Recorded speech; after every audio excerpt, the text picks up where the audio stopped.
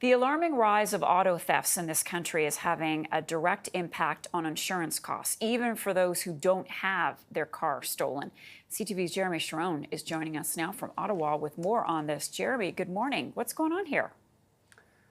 Good morning, Marcia. Yeah, well, the auto theft crisis in this country, and we know it is a crisis. We've seen the federal government speak about it that way. They've held summits to try and figure out how to fight this. We've seen local municipalities and police forces putting together task forces, to try and combat auto theft across the country. It's worse in Ontario than other parts of the country, but it's also impacting insurance companies in a big way, and as a result, drivers as well. A new report out from the Insurance Bureau of Canada talks about the impacts of the auto theft crisis. In 2023, insurance companies were on the hook for more than $1.5 billion in claims to replace stolen vehicles. That's the second consecutive year that number has been over the $1 billion mark.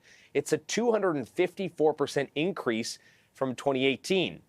Now, where this comes to impact drivers, of course, beyond the fact that many drivers are having their cars stolen, that is, of course, a direct impact. But even if you're not having your vehicle stolen, people who drive vehicles that are commonly stolen are being impacted through their insurance premiums. We know that insurance companies are charging more if you drive vehicles that are commonly stolen. So if you drive a Honda Accord, a CR-V, or a Honda Civic, if you drive a Ford F-150 Marcia, if you drive a Toyota Highlander or a RAV4, those are the most commonly stolen vehicles. And if you drive any of those vehicles, whether or not you've had your vehicle stolen, on average, you'll be paying 37% above the average premium costs. So drivers who are choosing to drive these vehicles, or maybe had already owned a vehicle that is now commonly stolen, even if you're taking precautions, if you're leaving your vehicle in the garage, if you're doing everything you can to prevent your vehicle from being stolen,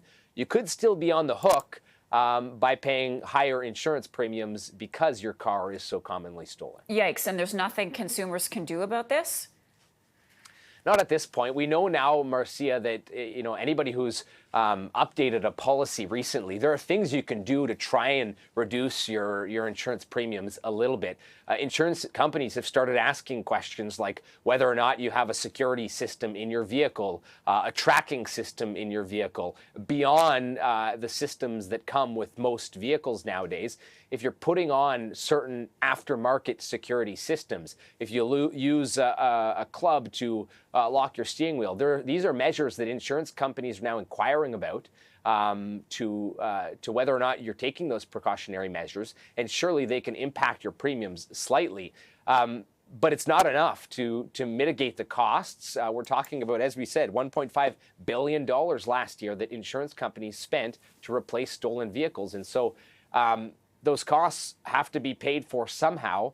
And we know that the drivers of those vehicles that are more commonly stolen, even if they're taking extra precautions, are paying more than drivers who are driving other vehicles that are not so commonly stolen. Wow, a theft that costs us all, as they say. Jeremie, thanks for that. Exactly. Appreciate it.